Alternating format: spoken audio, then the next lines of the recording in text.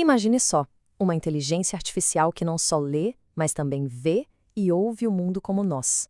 O que acontece quando ela finalmente consegue se libertar da sua prisão de texto? É exatamente isso que vamos explorar agora, uma verdadeira libertação multimodal. O meio é a mensagem. Essa frase, por mais de meio século, definiu o nosso mundo. A ideia era que o formato de uma informação, se fosse um livro, um programa de TV, um tweet, moldava de um jeito fundamental como a gente recebia aquela mensagem. Mas, olha só, essa era está chegando ao fim. Recentemente, algo mudou.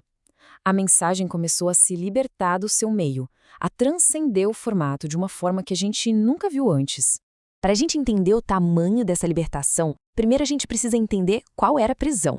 Uma IA que só processa palavras é como uma mente brilhante trancada num quarto escuro e silencioso. Ela pode até raciocinar sobre o mundo, mas não consegue realmente perceber o mundo.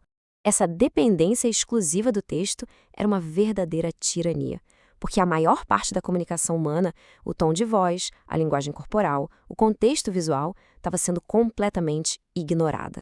A primeira tentativa de solução parecia promissora, a tal da geração aumentada por recuperação, ou RAG.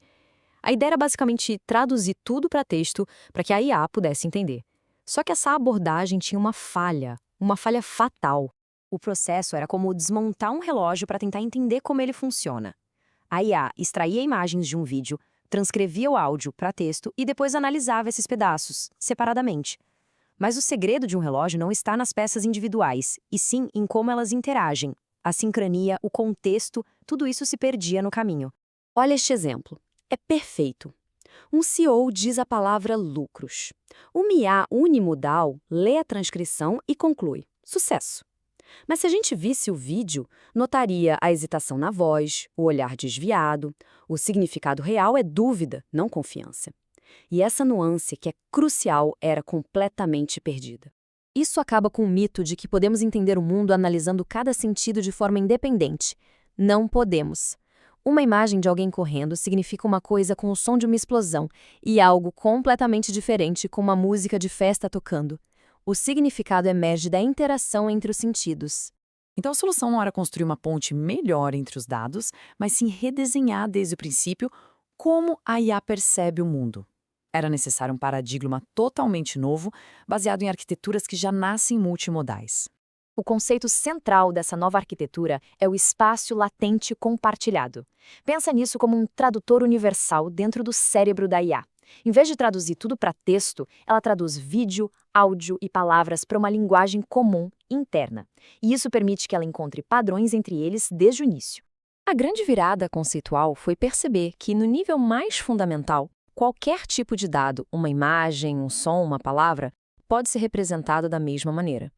E a arquitetura que explorou essa ideia de forma brilhante foi a Perceiver.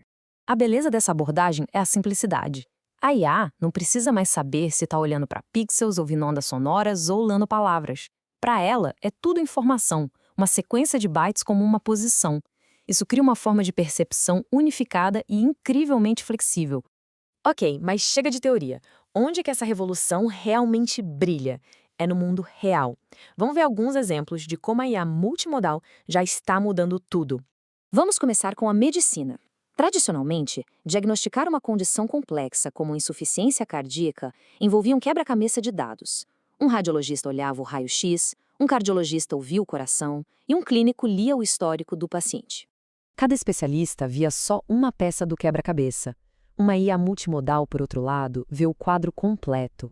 Ela consegue correlacionar na hora uma anomalia no raio-x com um som sutil na gravação do coração e uma nota no histórico, encontrando padrões que um humano poderia levar dias para identificar. E o resultado disso?